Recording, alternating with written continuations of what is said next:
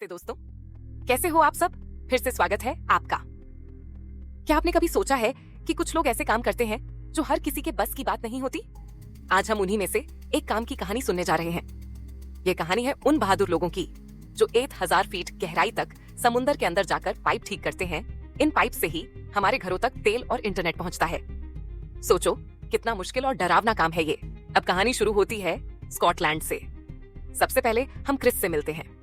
Chris अपनी बीवी को मनाने आया है क्योंकि उसे कुछ दिनों के लिए घर छोड़कर काम पर जाना है। वो अपनी वाइफ से वादा करता है कि बस 2 महीने बाद वापस आ जाएगा। मगर उसकी बीवी थोड़ी दुखी है क्योंकि उसे डर है कि यह काम बहुत खतरे वाला है। क्रिस उसे समझाता है, यही काम मुझे आता है, इसमें मैं सबसे अच्छा हूँ, मुझे तो जाना ही पड़ेगा। बहुत समझाने के बाद उसकी बीवी मान जाती है और क्रिस उसे गले लगाकर अलविदा कहता है। कोई नहीं जानता आगे क्या होने वाला है। अब क्रिस जाता है उस जहाज पर जहां बाकी उसके दोस्त पहले से हैं। सबके सब नर्वस लेकिन तैयार हैं। उनका लीडर डेक सबको बुलाकर कहता है, सर्दी आ रही है, लोगों को हीटर चलाने के लिए गैस चाहिए होगी, इसलिए हमें ये पाइप बिल्कुल सही करने होंगे। अगर नहीं किया तो मुश्किल हो जाएगी। फिर वो सबको 3 टीमों में बांट देता है और बताता है, अब कुछ दिन तुम्हें इन कंटेनरों के अंदर रहना होगा। वहीं से तुम्हें 8000 फीट नीचे भेजा जाएगा। लेकिन घबराना मत, मैं ऊपर से इंस्ट्रक्शन देता रहूंगा। अगर कुछ गड़बड़ लगी तो तुरंत तुम्हें ऊपर खींच लेंगे। सब तैयार हो ना। सभी दोस्त एक दूसरे को देखते हैं। थोड़ा सा डर भी है पर इस काम को करने की हिम्मत भी है। डेक का ऑर्डर मिलते ही कंटेनरों के दरवाजे लॉक हो जाते हैं और अंदर ताजी ऑन ऑक्सीजन भर दी जाती है ताकि सबको सांस लेने में कोई दिक्कत ना हो। फिर जहाज बढ़ता है नॉर्थ सी की तरफ। ये जगह बहुत ही खतरनाक मानी जाती है, लेकिन कहते हैं रिस्क है तो इश्क है। डेक माइक पर उन सबसे कहता है, अब हम नॉर्थ सी की तरफ जा रहे हैं, तैयार रहो। तुम लोग जो जहाँ जा रहे हो ना, वो जगह समुंदर के अंदर है, बहुत दूर, बहुत गहराई में।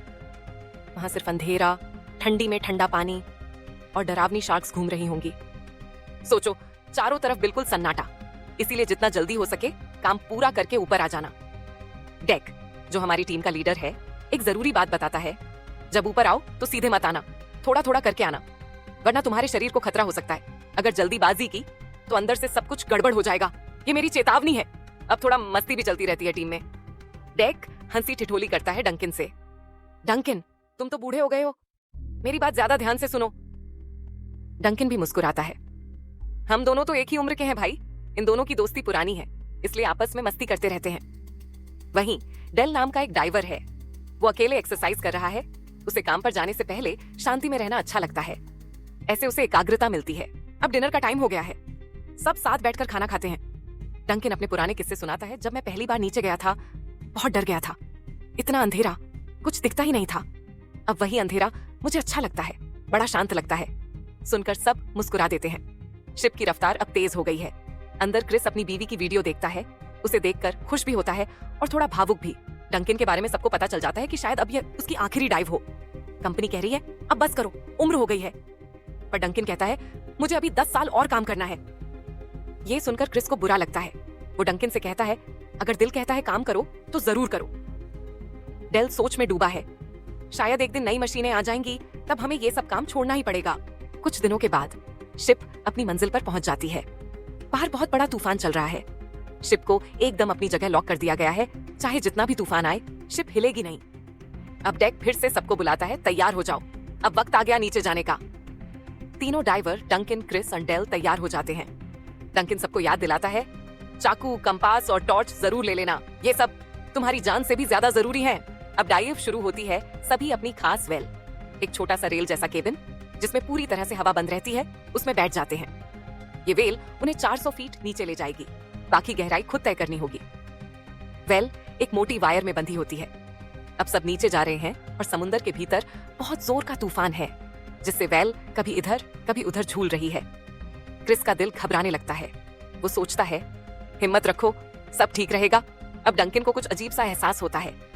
वो फौरन पूछता है, क्या हुआ, डर लग रहा है क्या, पहली बार ऐसा हो रहा है? लेकिन क्रिस कुछ जवाब नहीं देता, बस चुप रहता है।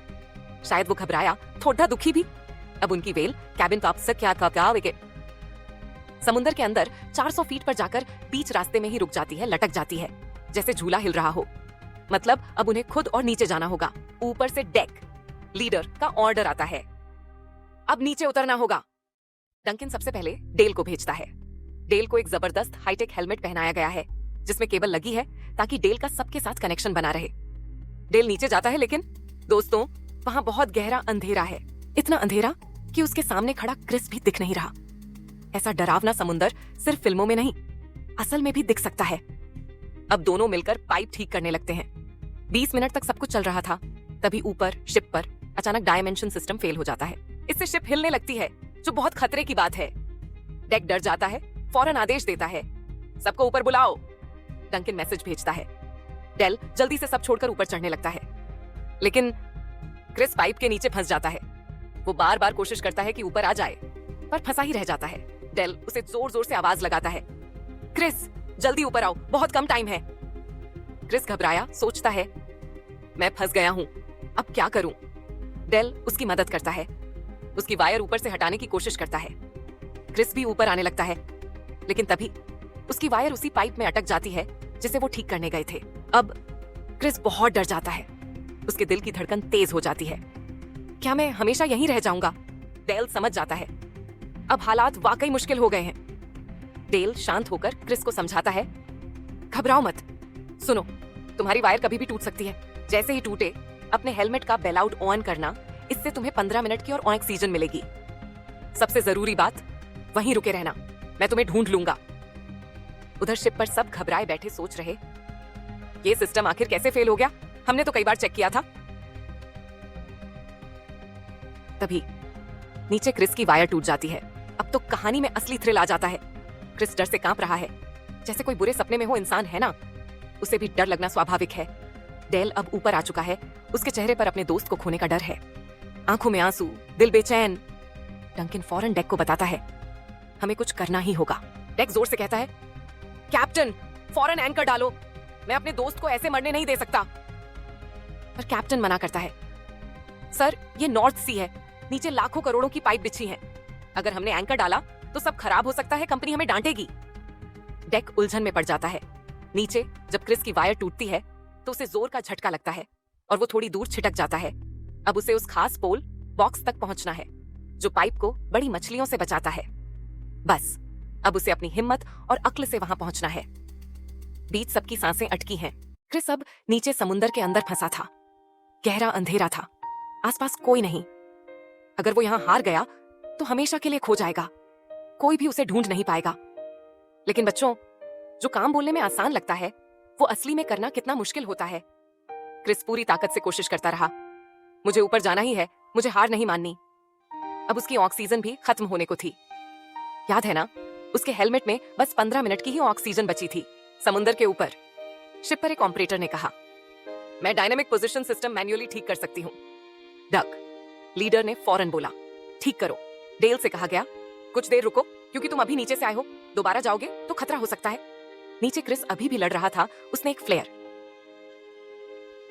चमकदार रोशनी वाली चीज जलाई ताकि उसे कोई दूर से देख ले, पर वहां बस अंधेरा था, कोई नजर नहीं आया।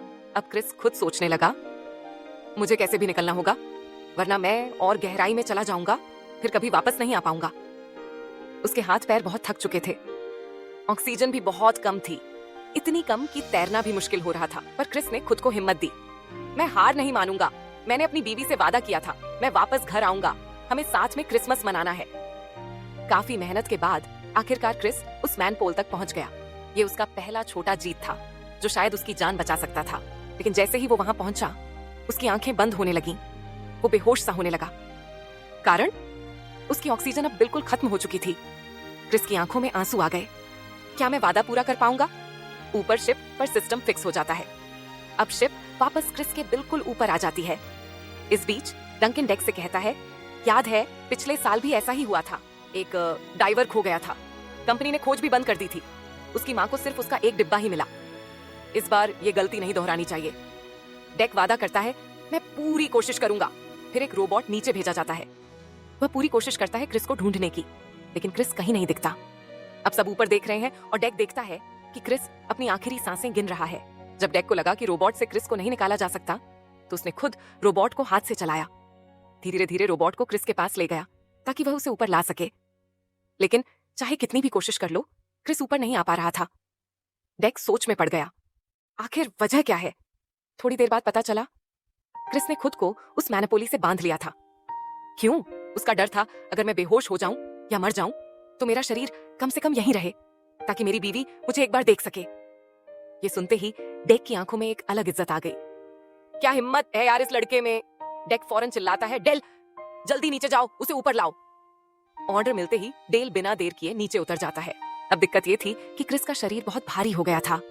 इतना गहरा सूट, ठंडा पानी, थकान। डेल को खींचने में बहुत जोर लगाना पड़ा, पर उसने हिम्मत नहीं हारी। खुद भी थका हुआ लेकिन अपने दोस्त को छोड़ नहीं सकता था। आखिरकार डेल किसी तरह उसे कैबिन में ले आया। जैसे ही उसका हेलमेट उतारते हैं सबका दिल डर से धड़क जाता है। क्रिस का चेहरा बिल्कुल नीला पड़ गया था। इतनी देर से उसने सांस भी ठीक से नहीं ली थी। जानते हो, 30 मिनट से ज्यादा नीचे रहा और सिर्फ 10 मिनट की ऑक्सीजन ही थी उसके पास। अब डंकन भागता है और उसे सीपीआर, दिल चलाने की कोशिश, देने लगता है। उम्मीद बहुत कम थी, पर डंकन हार मानने वालों में से नहीं। आंखों में आंसू, हाथ कांप रहे। सबने मान लिया शायद अब कुछ नहीं हो सकेगा। लेकिन दोस्तों, चमत्कार कभी कभी सच में होते हैं। अचानक क्रिस की धड़कन फिर चलने लगती है। सब हैरान। वो धीरे धीरे सांस लेने लगता है, लेकिन आंखें खुलती ही नहीं। लगता है शायद अब उसका दिमाग काम नहीं कर रहा। डेल उसके कान में धीरे से बोलता है, दोस्त अगर तू हमें सुन सकता है तो कुछ तो बोल। कोई जवाब नहीं। डंकन की आंखें भर आईं। वह सोच रहा, क्या फिर से मैं अपना साथी खो दूंगा? तभी हल्का सा इशारा और फिर क्रिस मुश्किल से बोलता है। सब जोर से चीखते हैं, वो बच गया। पूरे जहाज पर कोई अपनी खुशी नहीं रोक पा रहा था। थोड़ी देर बाद जब क्रिस ठीक हो जाता है, डॉक्टर उसकी पूरी जांच करते हैं। फिर करीब 1 महीने बाद ये सब वापस घर आ जाते हैं। मिशन तो पूरा नहीं हुआ, लेकिन सबसे बड़ी मिशन तो ये थी कि उनका दोस्त बच गया। अब क्रिस अपने घर पहुंचता है। बीवी उसे देखकर खुशी से रो पड़ती है, जोर से गले लगा लेती है। थोड़ा हैरान भी थी, इतनी जल्दी कैसे वापस आ गए? काम पूरा नहीं हुआ। क्रिस बताता है, हमारा एक साथी बीच में फंस गया था, हमें मिशन रोकना पड़ा, पर उसे बचा लिया। वो फिर पूछती है, कौन फंसा था? क्या वो अब ठीक है? क्रिस बस मुस्कुराता है। उसकी पत्नी समझ जाती है कि वही उसका हीरो है। अब वो दोनों एक दूसरे को गले लगा लेते हैं, रोते रोते मुस्कुराते हैं। क्रिस कहता है, ईश्वर हमें कभी अलग नहीं होने देगा। अब बस चलो घर। और यहीं पर हमारी कहानी खत्म होती है। तो दोस्तों, कैसी लगी ये बहादुरी और दोस्ती की कहानी? अगर अच्छी लगी तो जरूर बताना। फिर मिलेंगे नई कहानी के साथ।